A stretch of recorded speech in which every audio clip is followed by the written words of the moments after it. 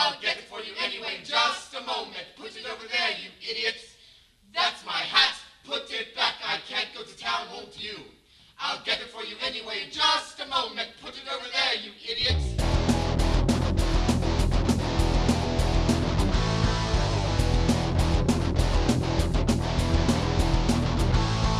That's my hat, put it back, I can't go to town, won't you?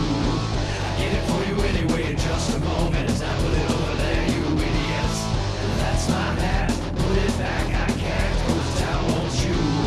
I'll get it for you anyway in just a moment. Now put it over there, you idiots. You need New York, you need a cup of proper coffee and a proper coffee cup. Peter Piper picked a pack of pickled peppers. Dickie duct taped the duck down top. You need New York, you need a cup of proper coffee and a proper coffee cup. Peter Piper picked a pack of pickled peppers. Dickie duct taped the duck down top door. That's my hat, put it back, I can't go to town, won't you? I'll get it for you anyway in just a moment. Now put it over there, you idiots. That's my hat, put it back, I can't go to town, won't you? I'll get it for you anyway in just a moment. Now put it over there, you idiots. You need New York, you need a cup of proper coffee and a proper coffee cup. Peter Piper picked a pack of pickled peppers. Dickie duct taped the duck down top. You need New York, you need a cup of proper coffee and a proper coffee cup. Peter Piper picked a pack of pickled peppers. Dickie duct taped the duck down top door. That's my hat, put it back, I can't go to town, won't you? I'll get it for you anyway in just a moment. Now put it over there, you idiots. That's my hat, put it back, I can't go to town, won't you? I'll get it for you anyway in just a moment. Now put it over there, you idiots.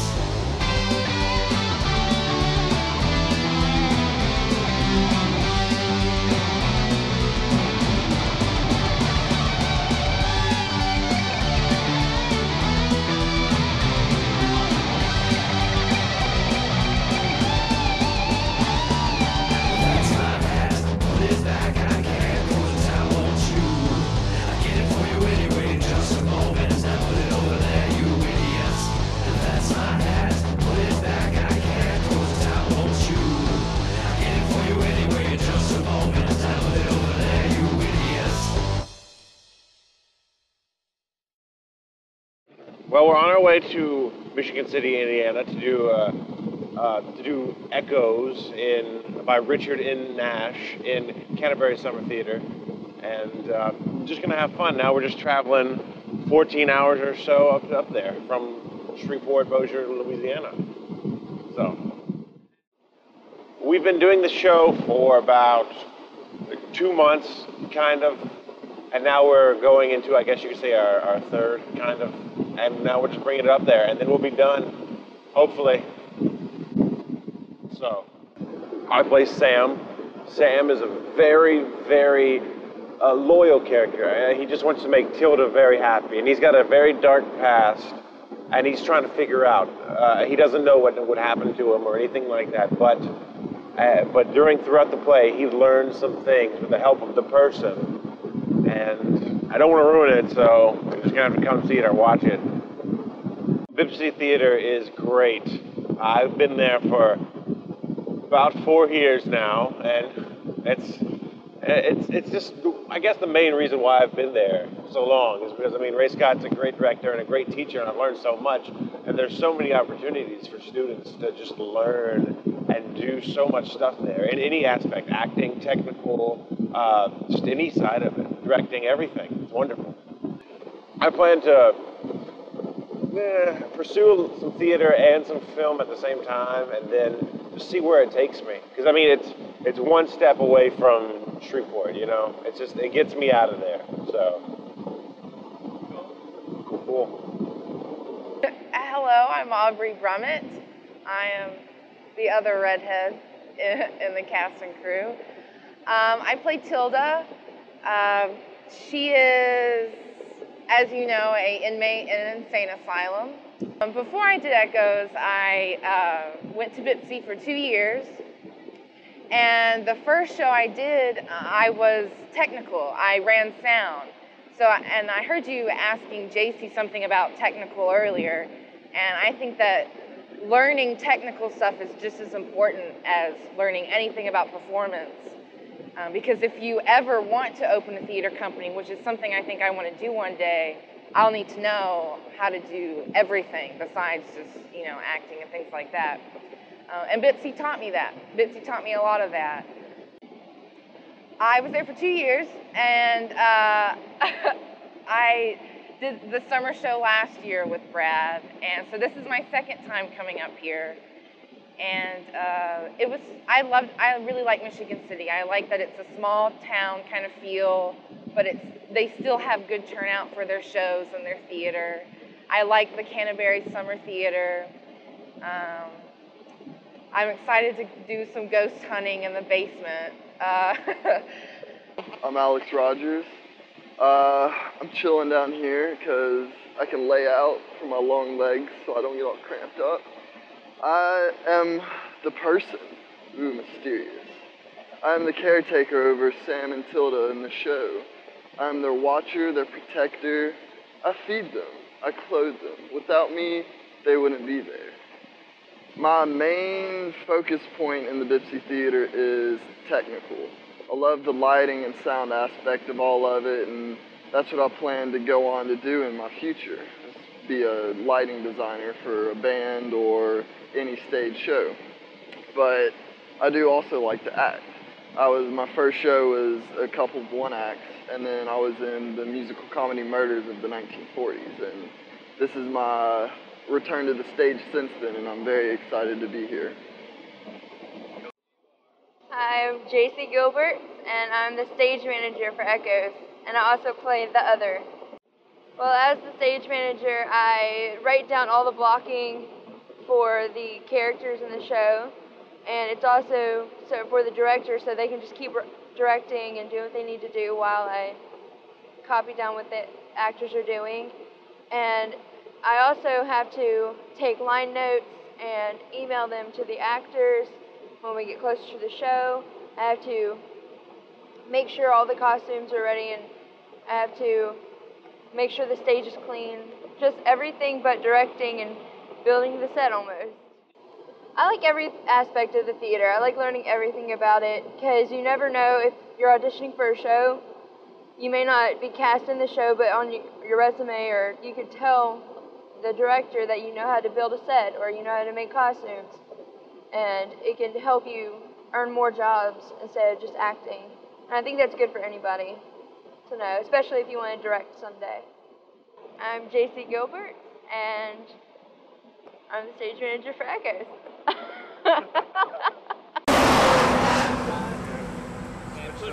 Tack it in the middle. Circle, be unbroken by my Lord by and by. There's a better home awaiting in the sky, Lord, in the sky. For the circle, be unbroken by my Lord by and by. There's a better home awaiting in the sky, Lord, in the sky.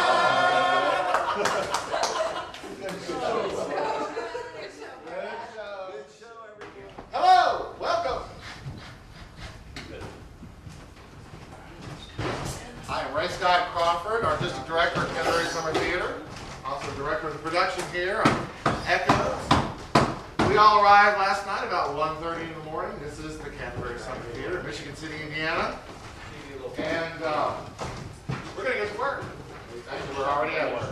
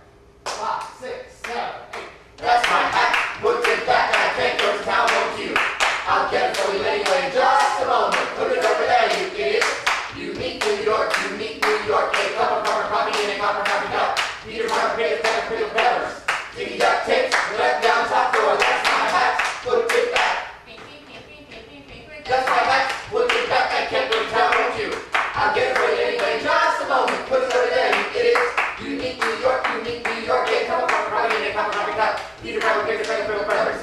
Give me that tip, the best comes out door. That's my hat, put it back. Good. Ray Scott Crawford, Artistic Director, Canterbury Summer Theater, Michigan City, Indiana. Also, I'm a professor of theater at Bossier Parish Community College, Performing Arts Division. We're here with Echoes, which is in Richard Nash's dramatic piece. It was written back in the early 70s, and it's a suspenseful, dramatic thriller, psychological drama, I suppose. I brought the cast and crew from Bossier Parish Community College up here to Michigan City, Indiana, to the Canterbury Summer Theater, where, as I said, I'm artistic director. And it's been a tradition now for about 7 years we've done this. We bring our summer show from Bipsy Theater up to the Canterbury to complete the Canterbury summer season. It's great. I pile the students in a van and the technicians and the designers, and we all book up here. It's about an 18-hour drive, I think. And the resident company, I've hired to be at Canterbury all summer long, all left this last weekend, and then we came in Tuesday and put up a new show, and we'll complete the season here. I'm here at the first of the summer, so from June, all of the month of June. And that resident company of actors and singers and musicians and designers I've hired beginning about January of each year. So I bring them all in here and we produce theater. We do 5 shows over a 10-week period. I get the ball rolling at the beginning of the summer, design the first set, direct the first musical, which is actually the second show. And that's about a 2-week process for 2 shows. And then middle of the 3rd week, we open the first musical, which is my show. It runs for 2 weekends. Well, the weekend after it opens, I head back down south to Louisiana, to Bossier City, and I start the rehearsal process for our summer show, which is Echoes. I audition the students in May. They're cast, and at that point I charge them, I'm going to be gone a month. I need you to be totally off book, which means have all of your lines memorized before I return, beginning of July, at which point we will actually start rehearsals. So when I got through here with my first 2 shows, I go down there, I start rehearsal down there, they're already off book, and we begin the blocking process. Actually, we put this show up in 3.5 weeks, rehearsing every 5 nights a week, sometimes 6 nights a week. Then we open the show in Bossier City at the college and run 2 weekends. Then we take a couple of weeks off and then pack it in a bus and bring it up here. Fortunately, the staff that is on, the artists and the carpenters and technicians and designers on staff here actually put up the shell of the show. As you can see behind me, the flats, the sets, the walls. And of course, we're using the lighting that exists in the theater. We bring a few things to augment it. But then our crew arrives and works its magic, trims things out, adds a little more paint and makes it sparkle. And then of course Keith, Bruce does the lights and designs them for this space, and David makes sure all of the set pieces are what we need for our show.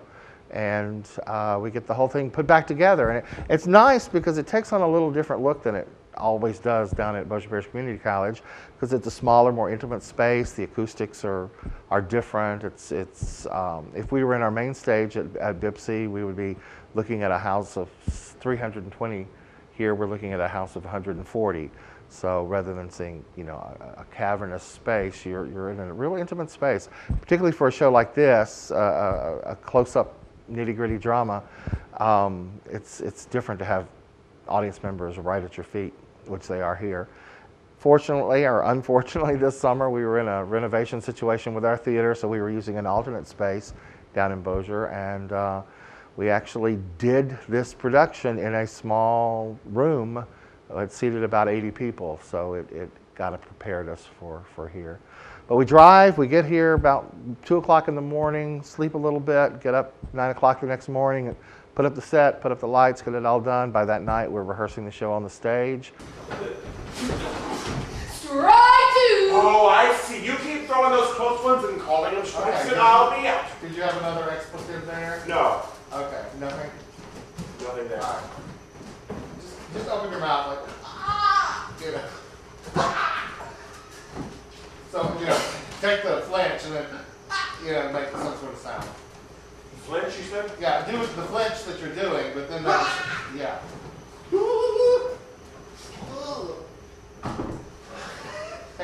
spit.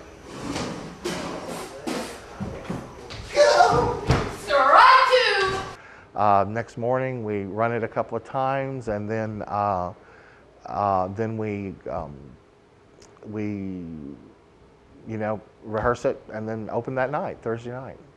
At face value, one would assume that it is two people, a man and a woman, young, who are in some sort of institution, perhaps an asylum, people suggest, and I think that's probably appropriate. And they're being observed by outside forces that are watching them and taking notes and that sort of thing. And that's really all we know, other than that they are interacting and they're joyfully playing and have created a wonderful world of Christmas trees and baseball games and eating and sleeping and playing house, and they're having a wonderful time. So it seems on the surface, and then underneath, little things from their past creep in as they make self-discovery about their mental unhealth, I think is probably, or, and depending on how you look at it, perhaps they are the healthy ones and those who would think would be mentally healthy aren't. But anyway, through the course of the play, they delve deep into their past and try to bring out those secrets that are causing their unhappiness, and consequently take a journey, and we take the journey with them to the point at which these two people, who may or may not be real, really, there's a lot of things up in the air about it, make some decisions toward the end of the play that will change their lives forever. I don't want to give away the play for those people who haven't seen it, although if you've seen if you're watching this film, you probably haven't seen it.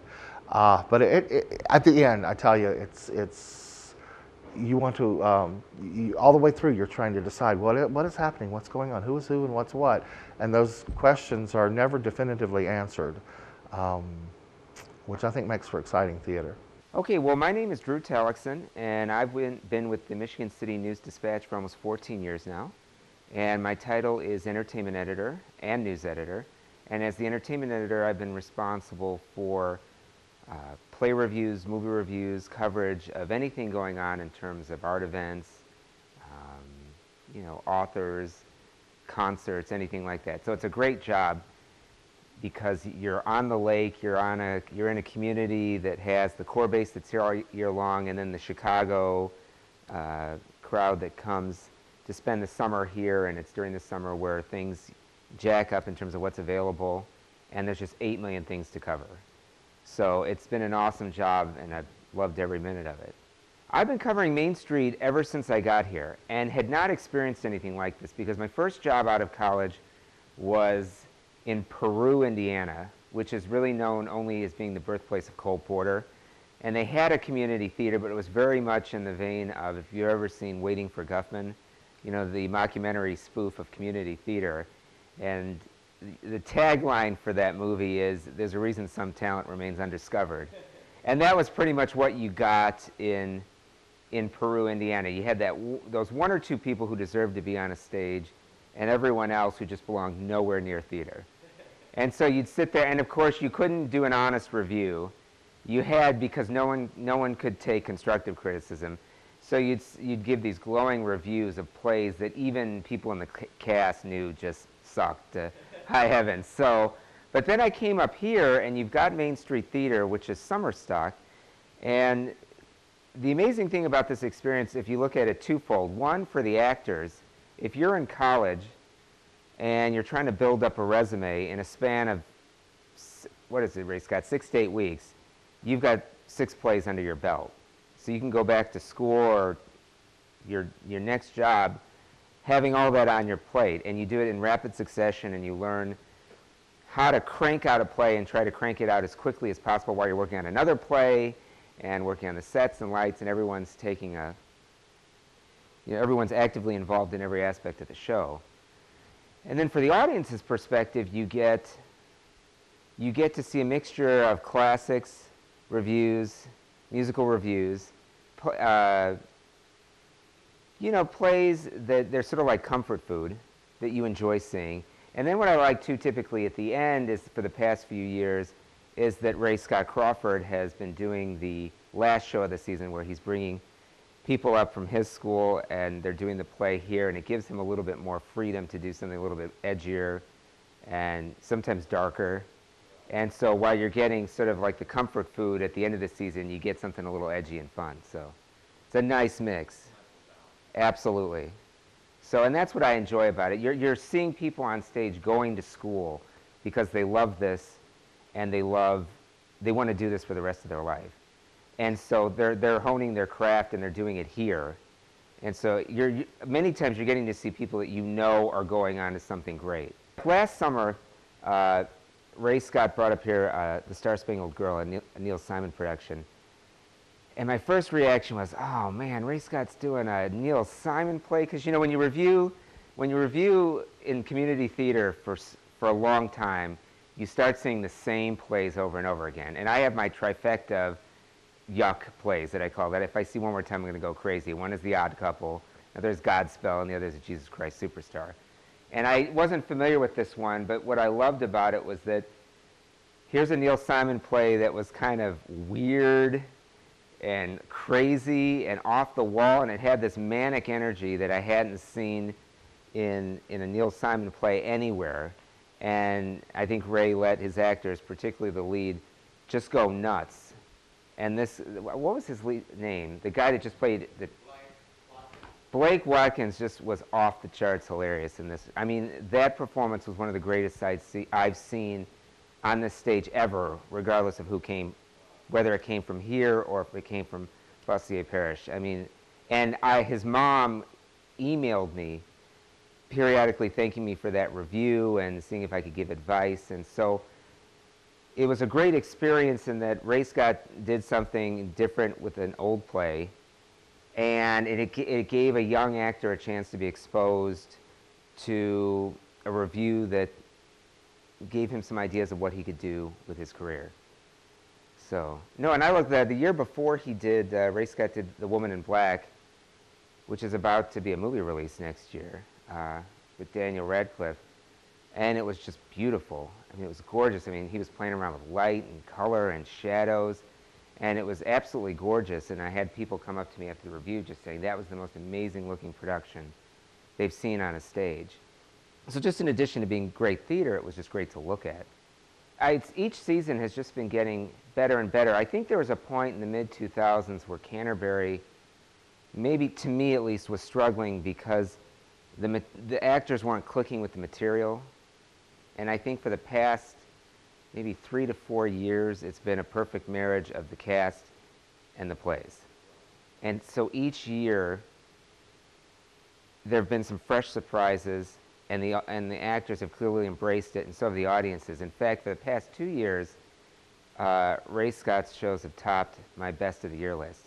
This past year it was Spitfire Grill, which was part of the regular season. The year before was The Woman in Black. This season, I think what we saw was just a lot of high energy. Just a lot of the cast really getting into the shows, the musical numbers really amping up the energy and excitement level. And then the comedies and the dramas just showing that this cast can do more than sing and dance, that they can really sink their teeth into difficult material and make it work. And so it was an enormously satisfying season. And so I hope they continue that trend. I'm Keith Bruce, the lighting designer for the show Echoes, and we are in Michigan City, Indiana at the Canterbury Summer Theater.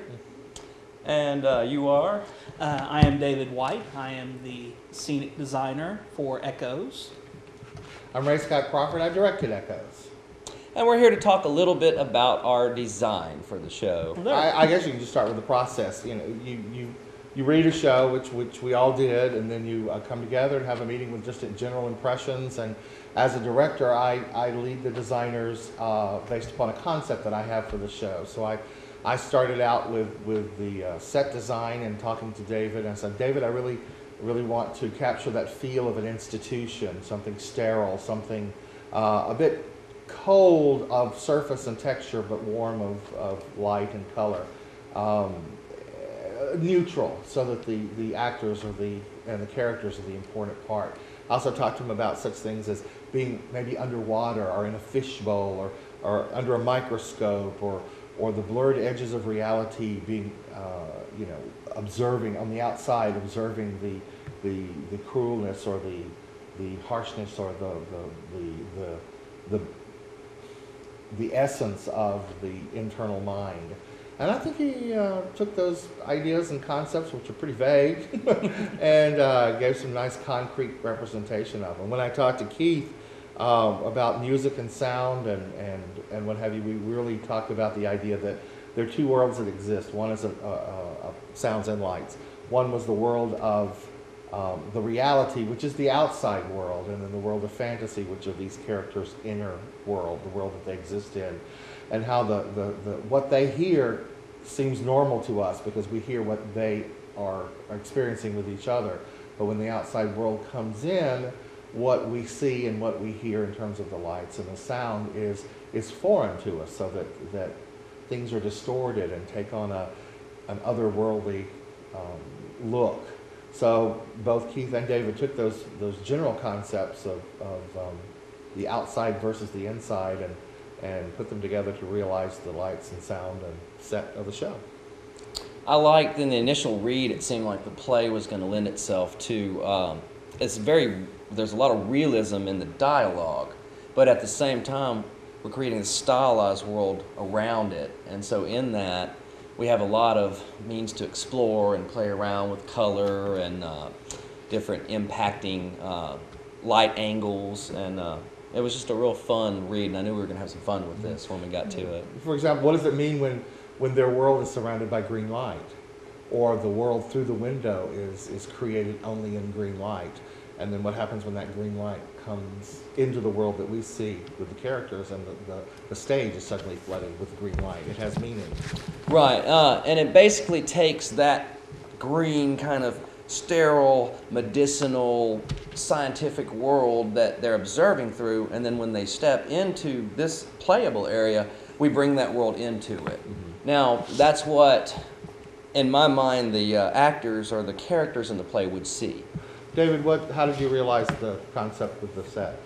Well, I really wanted to get in to where the environment that they're in it surrounds them. It's overbearing, and it's them trying to counteract that through their imagination.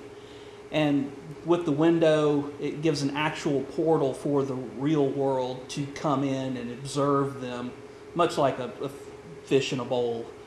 Using these cubes, they can be stacked and arranged to make beds in any different environment that they imagine themselves in, be it a playground, a classroom, or any number of things. They can use these cubes and benches and chairs to create those kind of things. Or getting a refrigerator at times and a ladder, and just multiple instances of dragging these kids. And they also create a visual impact when there's a point where she gets very mad or disgruntled and just pushes it over, and it just makes it, with the sound of it and the visual of the cube coming down, it's just a real nice contrast to the rest of the play. Just having a few cubes in 3 different colors provided a wonderful storytelling tool as well as a practical tool for moving actors about the stage. One thing I liked about all the designs is that they're somewhat simple in that we needed to travel this show and have it in different types of locations and spaces, but you still get a complexity within the simplicity. Mm-hmm. And it's just a really neat, kind of complements the play. And that's the beauty of theater, is that there's something on every level for someone to respond to, whether or not they know consciously that it's happening, it's affecting them. And we're able to do that in a very straightforward, simple way with very limited stimulus coming at them. It's light, cubes, background, and actors. And costumes, which we haven't mentioned, but the costumes are very, very simple, much like hospital garb that patients would wear in a hospital. But their neutral colors make them say the costumes are not important to the growth of the story. They're important to the relationship of the characters, but not to how they change. I like the neutrality, the choice in the colors. Yeah. I gave Keith, or asked him to prepare something for me, and I said, I need it to sound like it's muffled voices, underwater, with a constant heartbeat, sort of like being in the womb and what you hear. And what he gave me was great. Unfortunately, it was a fetal heartbeat, so it was real fast and frenetic. And I said, no, I need a slower one. I said, see what, I'll find the heartbeat, and you pull the voices out and give them to me. So we put something else together, and it ended up being a really neat effect where it starts out with just a heartbeat, and that becomes a sign or a symbol of the others coming in to their world. So it was always foretold or foreshadowed by the heartbeat. And then we use the visual light through the set of the window to create a glow of the outside people's silhouettes showing that they're there. Then the heartbeat gives way to the underwater sounds, which are very fluid and liquid. I said, much like being in the womb and not being aware of an outside world, I would imagine, but unable to really detect exactly what it is. And then we added the voices into it that sort of on the same level as Charlie Brown's teacher. You know, wah, wah, wah, wah, wah. It's not that specific, but it's muffled voices. So we know someone's speaking, we just don't know what they're saying or what it's coming from. So it creates a great symbol for what they actually experience when the outside world's encountered them. One thing I really enjoy with this production and past productions that we brought to the Canterbury Summer Theater is adjusting for the different spaces. Where we were at Bipsy before, translating what we did there to a new space.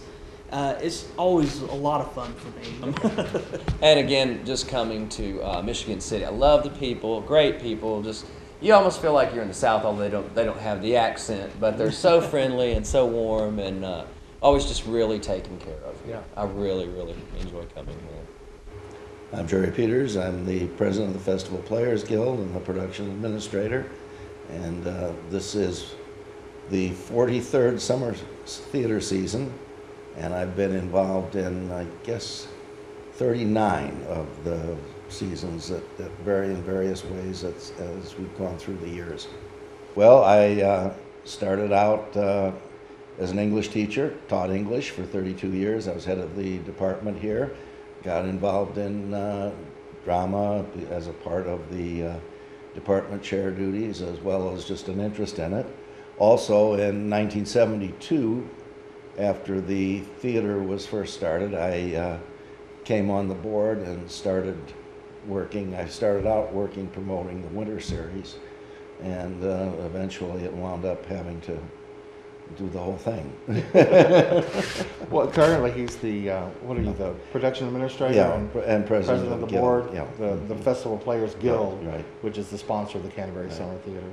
So right now we're in the Main Street Theater, which during my lifetime here was actually an old video store, and the Guild bought it, I don't know exactly what year, but it was probably 20 years ago, and it housed a rehearsal space and shop and that sort of thing, and we still were producing at the old Canterbury, I'll call it, which is on the church building down the street. Then when that came up for sale, and it wasn't really a viable option for the Guild to purchase, they decided to put that money and that energy into turning this wonderful storefront, it's a 3-story storefront, it's wonderful, into a full working theater space. And it's great because we have in the basement all of our storage and office space, and in the main floor houses the theater itself and the scene shop, and then the second floor is rehearsal space, upper lobby, which is and a gallery, which is also some rehearsal space, and then costume storage and that sort of thing. So it's a great build. I like doing theater. Well, here. down there, of course, we didn't own the building, so everything had to move out in the summer. Everything had to move back in. All the lighting equipment had to come out. All the risers had to come out. All the seats had to come out. Well, in some of the early years, we had Jean Muir, who was she was a contract actress with Warner Brothers and had gotten caught up in the blacklisting. Jean was teaching at Stevens College, and our artistic director was from Stevens, so she came up and did The Corn is Green that summer. Also Annie Potts, Judy Ivey. Judy's won several Tonys and has been involved in numerous television shows and a couple of television series. Up to a couple of years ago, I had the fortune to contact Randall Keith, who was Randy Boger when he was here back in '85 and '86. No one could pronounce his name, so we changed it to his middle name. But anyway, he was in the tour of Les Miserables playing Jean Valjean, and he was coming through Shreveport, and I, of course, was teaching down there. And I called him up and I said, Randy, you need to come talk to my students. He said, I'd love to. So it was really a lot of fun to have someone who I worked with here who was quite successful in on Broadway and with Broadway tours, and to come talk to our students. And it was fun because I had some video of him as the Pirate King in Pirates of Penzance, and he was, of course, a lot younger and a lot different, but still the same big voice. But what was fun for Randy is right after that, shortly after that, when Les Mis closed on Broadway, he had done such a lot of work with Cameron McIntosh in the tours and filling in for people that he actually got to play Jean Valjean for the closing 2 months of Les Mis. Yeah. So yeah, we've had quite a lot of. He's still using people. that photo of the Pirate King on his website. Oh, is he? That we took here. Good. I think the point was made Good that mix. it's a good training ground for people to get some experience behind them and find out what it is they want to do if they want to continue a life in the theater. Sometimes the people that you think would be the most successful are not the most successful, and some of the people that you think, how in the world is this person ever going to make it, come out with it? Yeah. A lot of it is luck. Well, they have to have the talent, first of all, but being at the right place at the right time sometimes helps too. I'm David Graham, and I'm Associate Artistic Director here at the Canterbury Summer Theater. I've been involved with the theater itself since 1986 in various capacities. I've been an actor, director, lighting designer. One season I ran the box office, so I've pretty much done it all. And the show is interesting. It reminded me a lot of, and I guess it's because I was started theater school, studying theater professionally in the 70s. So there were a lot of elements in it that I felt like, even though I was in school in the late 70s and early 80s, there were a lot of elements in it that I felt were very, to me, indicative of the late 60s, early 70s theater that I believe this was written in the early 70s. Okay. Just certain things in terms of the whole idea of actors, of stripping it down, actors creating their own environments, their own realities on top of each other. There were some movements going on at that point. Also, the whole idea, and it's not necessarily new, but certainly it was, I think, really prevalent in the late 60s and early 70s. We saw of people fighting against or being oppressed somehow by someone that wants to limit their reality, limit their choices. Somebody, you know, as they used to say, the man keeping them down, so to speak. But that's really kind of broad. But you know, that sort of thing. I mean, there were lines tonight, something about they're going to cheat you of your awareness, and I hope that your world is real, or lines like that. All right, you go on. I hope your whole world turns real. Well, that doesn't sound like a benediction. No, it's a curse. I hope your whole world turns real. And I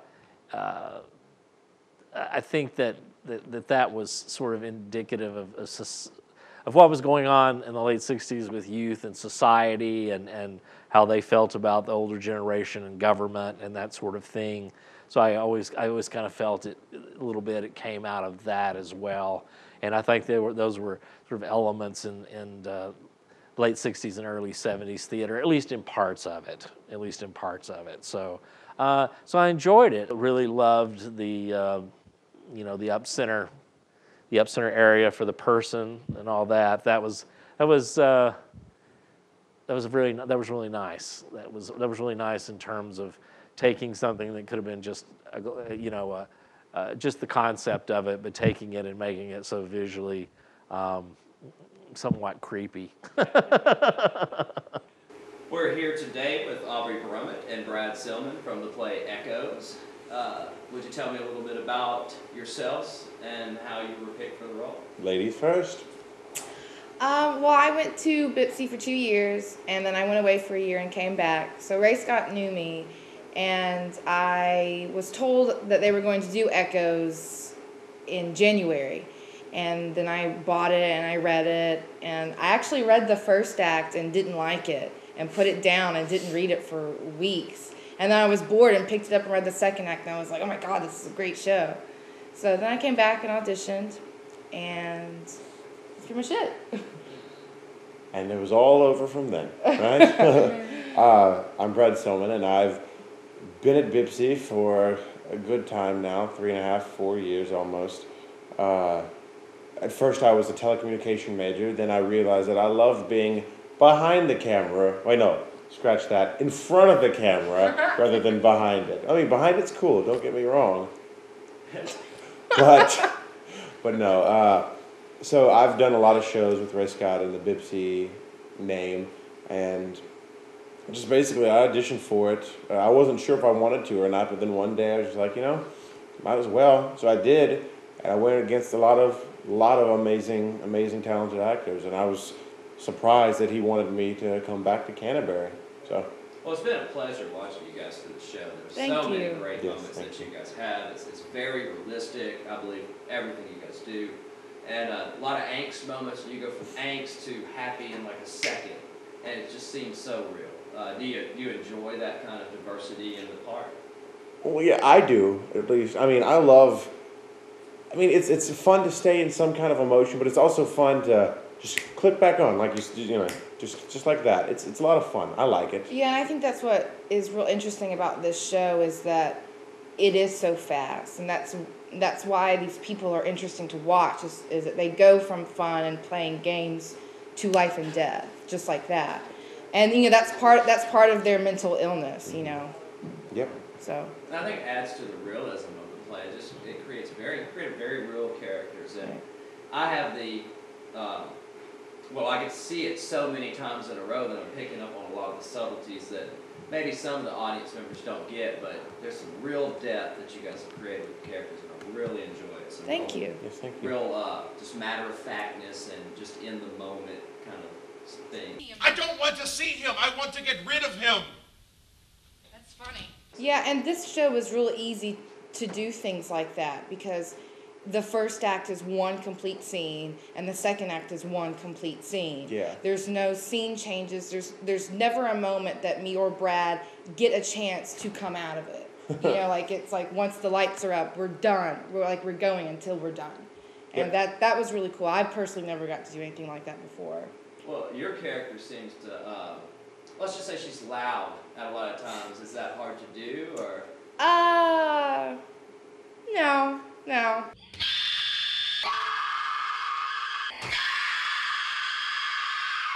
I get kind of used to it. Support, like singing. It's pretty. I feel like sometimes it's just like singing. Yeah. It's pushing from my diaphragm. So. And then watching the show, it seems like you guys have a real good rapport. Like, do y'all get along outside of the play? Yes, I say we do. Yeah. Oh, well, yeah, we do. Sometimes. Yeah. Sometimes. Well, I think it's just me and Aubrey started theater at the exact same time, and I just feel that since we've I just grown like as friends together, and then we've also grown as performers together. Yeah. So, and that really, really helps. Plus, we dated at one point. So. That's where the angst comes in. I see. Well, I guess tell us a little bit about your characters and the people that won't get to see the show. Okay. Well, I play Tilda, and she is a patient in an insane asylum. And I want to say she's a good guy, but as we started to run it, I decided that she was the antagonist, that she is the bad guy, because Brad is trying to get out and things like that, and she tries to prevent him from doing that. Very selfish. Well, does that? Yeah, she's selfish, but she's smart and she's manipulative too. Yeah. Does that make you the good and the bad guy? Since is Brad kind of Well, you? I mean, doesn't every bad guy think that they're doing good? She thinks that she's doing good. But, touche. but you know, it's a good character. I'll never encounter a character like this ever again. And Unless she does it again. Yeah, unless I hope I do. I would love to do it again someday, most definitely. I play Sam. He's a bit different. He's a good guy with a good heart. He's got a really rough past. He murdered somebody, and I mean, that's one reason why he's here, kind of. Well, in his eyes, we play it as if he is a figment of her imagination, but I like to think that he's real. That's just me. But he murdered somebody, and now he's trying to figure out his past so he can puzzle up why he did this, or maybe how he got there and why he wants to go back. And I think that's where the conflict comes in, is he wants to remember, and she tries as hard as she can to not remember. Yeah. Because for both of them, their memories do hurt. Their memories are painful. Because I can't bear to see how unhappy you are. You're killing yourself trying to remember, and I can't bear it. Look, you've got something wrong here. You act as if we're here because we have to be here. Maybe you're here. Maybe you're here by default, but I can leave whenever I want. I've got the choice. One of my favorite times, like watching the audience react to you guys, is the end of the second act. There's this big, huge screen, right, all this craziness going on. Then we just black out, and it's like they don't really realize it's over. There's a silence, and should we clap? And then they start clapping, and then you just see them kind of drifting out to the lobby, and just what just happened. You know, I love that you guys just have them captured like that. Yeah, and when we did it at Bipsy, we had some space in between the stage and the audience, but here they're like 2 feet in front of us, and every time when I go down, I'm thinking, sorry to whoever's in the front row. Usually, for most shows, by the time you're at this point, the last day that you're performing it, getting ready to strike, everyone is, for the most part, ready to let it go, ready to step back. But, I was saying earlier, I'm going to miss this show. I'm going to miss doing this. And this is the first time I've ever felt like that, because usually I'm ready to part ways and try something new. For me, this was just so much fun because it's completely different than what I've ever done. I'm used to doing comedy after comedy after comedy after comedy, and this is comedy in it, but it's more of a reel.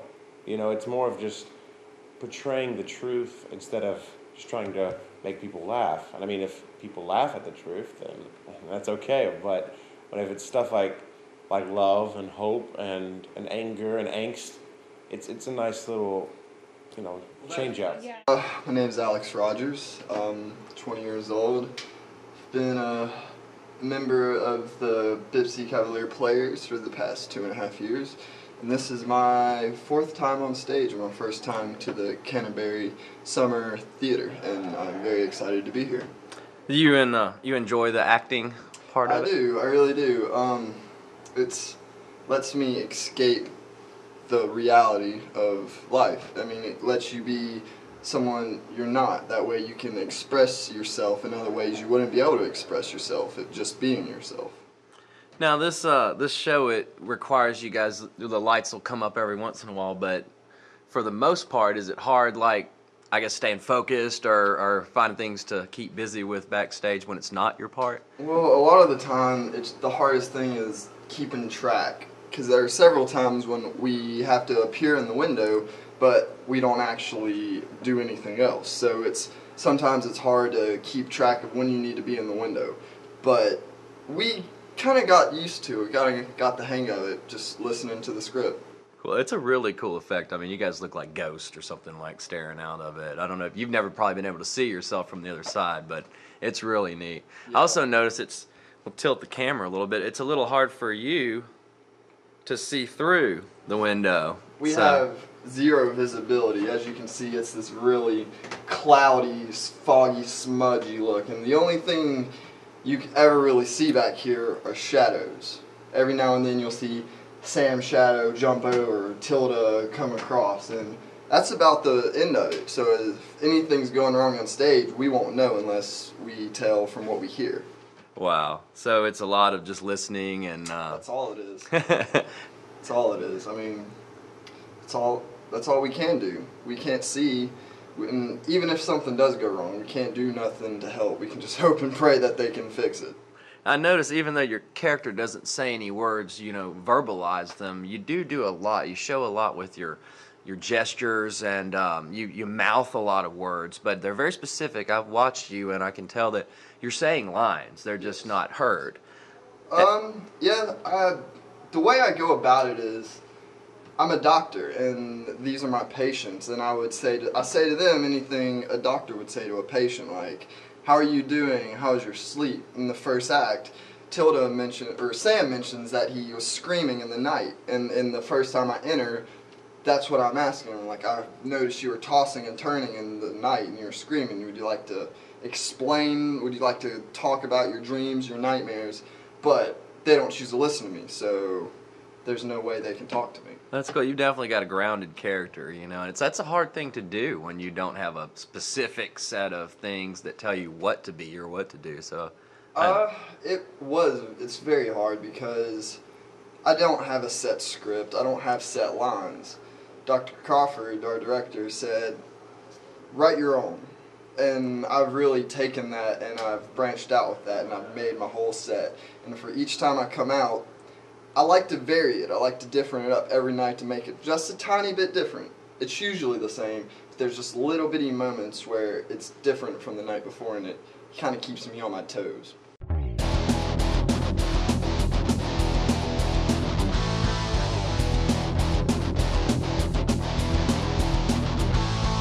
That's my hat, put it back, I can't go to town, won't you? I get it for you anyway in just a moment as I put it over there, you idiots. That's my hat, put it back, I can't go to town, won't you? I get it for you anyway in just a moment as I put it over there, you idiots. Unique, New York's unique. A cup of rubber coffee and a copper coffee cup.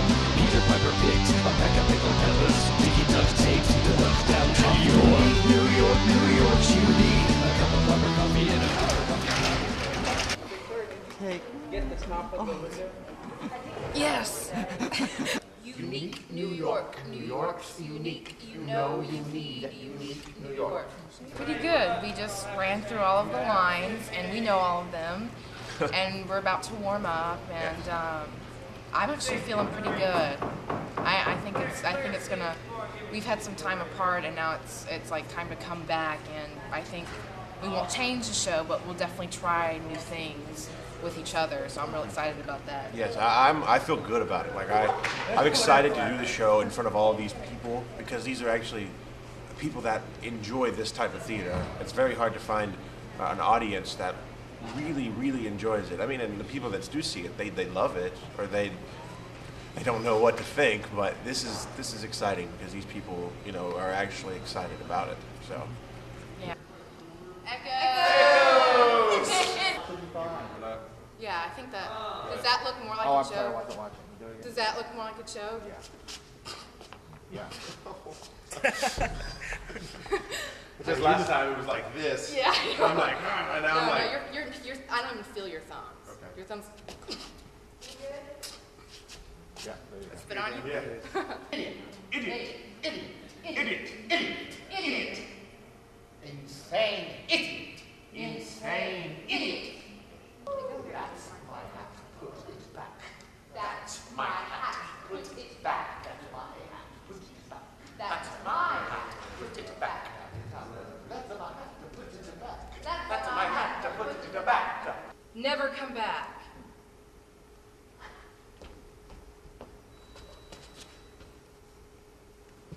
No, I can't stand that. Let's play baseball. You see the sun come shining.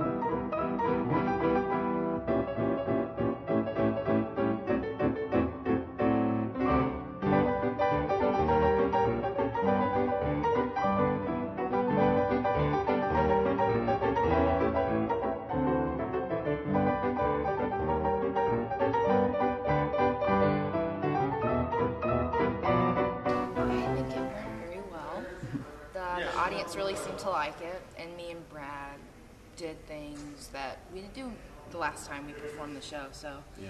it was new and it was different and it was better, and I enjoyed it. I personally just loved it because, like I said at the beginning, it was the crowd that wanted to see this. It was something different that if we brought to Dipsy, normally people would be like, oh, you did a good job, but I don't really understand it. This is the kind of crowd that just understands it, kind of. We were going over lines like prior to coming here, and even whenever we were going over lines, we were like, you know what? I realized that that's what this part means. Yep. You know, like, but we didn't realize it when we ran it in Bossier City. We didn't realize it when we ran it in Canterbury, but we kind of got it now. We got a lot more things now, but I think there are still things to be understood. And if this goes to the next level, there might be more things that... I'm still thinking about that show. Man, wow, is there a lot there. It's, heavy and light, beautiful and dark. And I'm probably going to have some very vivid dreams tonight.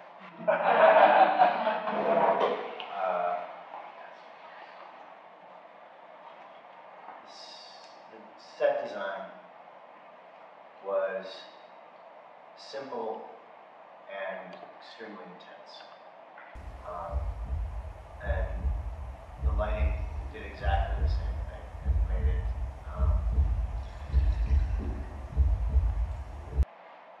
you could probably get the wrong connotation if I used the word creepy, but yeah, man. and it struck me right from the get-go. This is it. Almost reminiscent of those 1970s sci-fi, B-sci-fi movies, and the eerie music, which is also just the whole design, everything fit right together, and took me into the depths of the mind that you don't want to go to, right? But if you do, from time to time. You know, me and Brad did this show, took a break, did this show, and then took a really long break and came back. Yeah, I heard about a couple of Skype rehearsals. Yeah. So the first time we ran it was last night. So today, when we ran it fully for you guys, it was, you guys were just seeing things, you know, for the first time because you've never seen it. But me and Brad were finding that we were discovering things for the first time today. Yeah. And certain aspects and certain lines of it now had more weight to it. And that took us both off guard, but I mean, that's why we love this play, you know. And it was a great learning experience. So. And then coming to the end, the mama line that's written in there, and she, I guess I just put a question mark. Well, I think we had planned what it was. She remembers her mother, but actually, as far as acting it, that's one of my hardest parts in the show, because it's, you know, I'm alone on stage, and then all of this has just happened, you know, and just turning around and seeing the boxes and knowing that what the audience just saw, you know, honestly, it was just kind of like a, sometimes when a line doesn't work, that line has always, you know, it's. You don't have to be sure of it. Yeah. I would say make a choice. Okay. Make a choice. Stick with it. Okay. I don't mean that for every time I mean that for every time you perform it. It doesn't necessarily have to be the same each time you perform it. Today, because it comes at the very end, and it is the last thing that you say, is it? Yeah.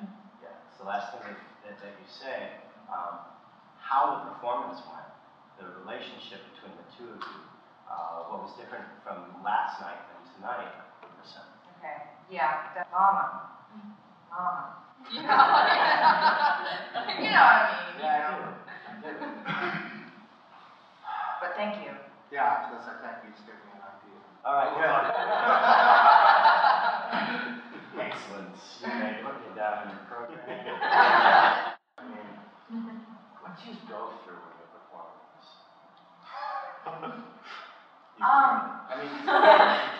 It can't just be saying the lines. This is a journey for you. Every time you go through it.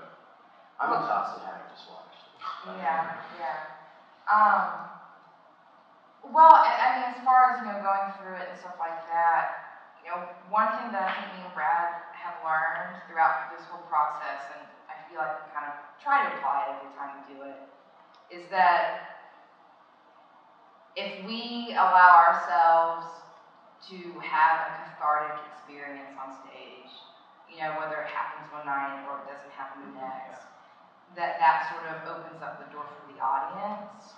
And so I would say doing this show, you have to wrap your mind around, if you don't want to feel something or face something, you have to do it. You have to feel it, you have to face it. And especially with emotions today, it's like, but I could tell that both of us something was building up, but how would, the audience would have been if we would have been strong and kept it together, and just making sure the stakes are as high as we can make them, at all times, and trying for every line to make it high stakes. Yeah. But sometimes it works, and sometimes it doesn't, but it's a hard show. Obviously. It's a great learning experience, though. It's a good learning show. We had reached the boundary. I think both of us had this moment of, all right, time to pull it together. You know what I mean? It was like, okay, we've reached that boundary. Let's go back.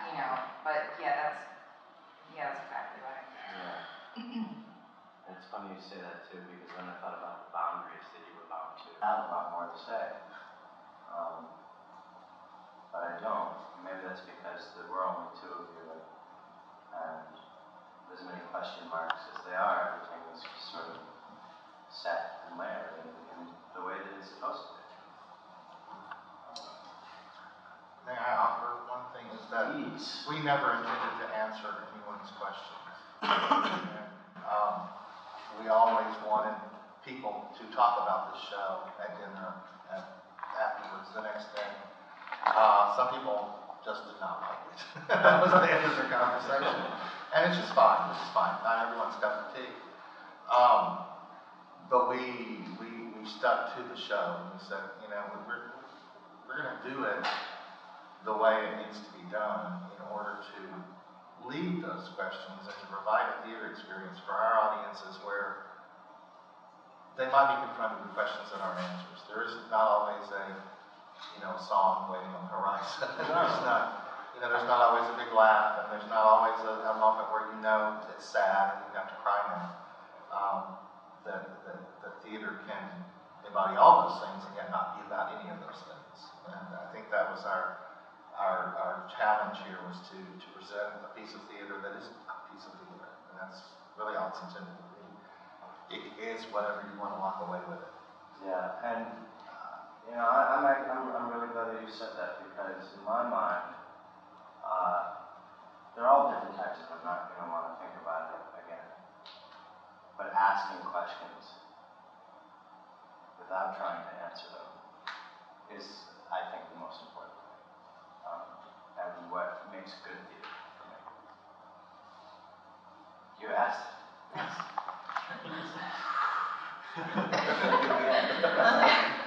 And I'm continuing to ask these questions in my mind. I don't even know if I can talk to anybody about it.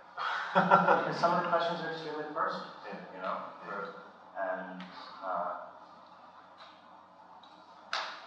and I'm glad that you all did that for me. Thank you very, very much. Thank you. Excellence in load-in, and that goes to Bossier Parish Community College. Meritorious achievement in directing, Ray Scott Crawford.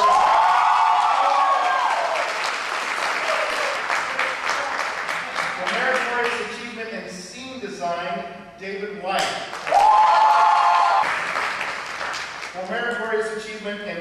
sound design, Keith Bruce. Meritorious achievement in costume design, Rana Lieber.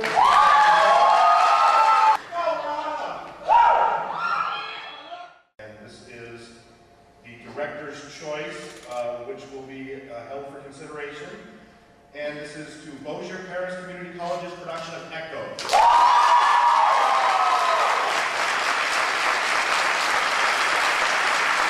Well, this is my first year at KCACTF because I'm a freshman, and I loved it.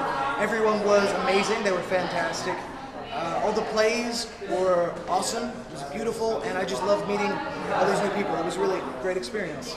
My experiences as an actor, you know, one can always learn to grow. I mean, as long as you put a bar somewhere, you can certainly go over the top with it.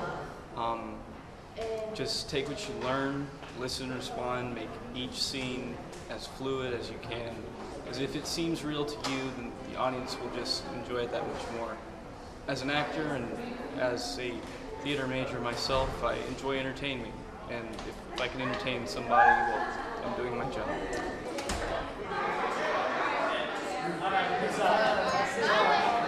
We'll see you, man. I'm Carolyn Woosley, a native and resident of Lake Charles, and I am a playwright. I think this is essential, this sort of a stage literally for students, directors. It's not about what you can afford, it's really about the talent. I don't think that the United States is supplying enough of that to deserving students and directors, production companies, unless they have tons of money and can get themselves there. So I think this is a rare opportunity. And I think we need to do this in a lot of fields of work besides theater. So I'm looking at this broadly. I really see this almost as a workforce development issue for the nation. So I'm fully supportive of Kennedy Center and their efforts. Congratulations. Well, you know, we love this Southern hospitality, and we'll just, you know, the party continues. That's it. That's it. Thank you so much. It was good. It was very cool to get to know that the directors picked Echoes as their pick. It was just fantastic. And then both of us getting in, and Alex, wherever he may be, getting Irene noms is just amazing. Yeah, I will agree. I like that it was the director's pick, and that both Spitfire and Echoes are in the running to go on. So that's great. That's you do real well. Yeah, I think, you know, and we said this during the talk back that me and Brad the night before when we were going through the script said, oh, this is what I'm saying. This is what, you know, we're trying to communicate at this point in the show. And it was nice to get up and actually do that and try that. And plus, me and Brad have both learned a lot since we separated, and coming back and putting that into practice. I'm excited. This will be my third year going into Irene Ryan, and my first year as an actual nominee instead of a partner. Kind of got a little emotional when they called my name. I was kind of scared I wouldn't get to go, but I'm excited, and I hope we all bring our A game to it.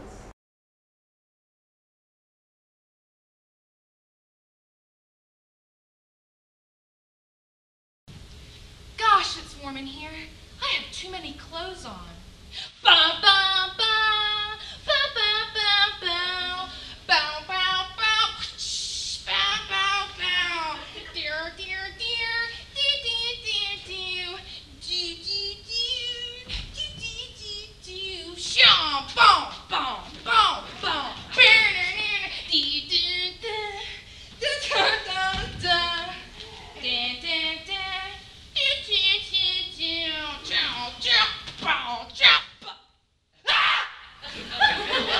What are you doing? What are you doing? Stripping? Don't be vulgar. Shoes, stockings, everything. Were you having fun? Yes. Go ahead and strangle her, Brad. Kill her.